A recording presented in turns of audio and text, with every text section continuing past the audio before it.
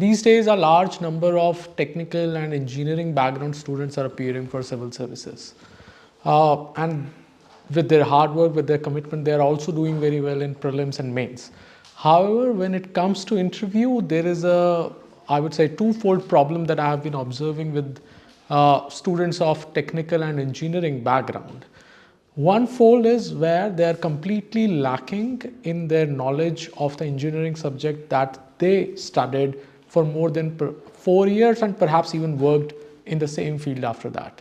And on the other hand, there are also students who did extremely well during their engineering years, and in their answers there is a lack of reflection on a wider perspective on many social, economic, political issues. Let me elaborate myself a bit more on this particular issue. When you are studying engineering, most of the times you are, optimizing the efficiency, increasing the output, and doing things like that. However, when it comes to civil services, administration, governance, there are things which you have to look beyond. For example, in any public service or any government scheme, you cannot judge its importance or significance just based on the economic efficiency or efficiency measured in some other way. There are many steps which are important for transparency. There are many steps which government owes on its shoulders for being the government. So therefore, it is very important for people with technical and engineering backgrounds to enhance their answers by bringing a social humanities perspective and not limiting themselves to that singular argument of scientific efficiency and its improvement. For example, I can give you another example. There are many people who have learned some answer of how they will apply, say, mechanical engineering or how they will apply civil engineering in governance, in administration. However, that cannot be the sole argument for an answer.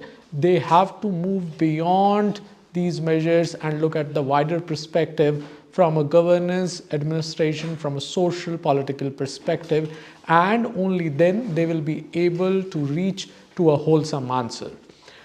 Next, coming to the question of current affairs and how to study them. This again brings twofold problems for the students with a technical or engineering background. On one hand, there are a lot of issues under contemporary discussion which are of technical nature. For example, there is AI, there is blockchain, there are data analytics, and there are cybersecurity issues and so on. In all these issues, being from a technical or engineering background, you are perhaps expected to have a more deeper and more nuanced perspective rather than giving answers based on the limited things which are given in newspaper or elsewhere. So being ready for such questions and living up to those higher expectations, because by the virtue of having that technical background, is certainly a challenge before such students.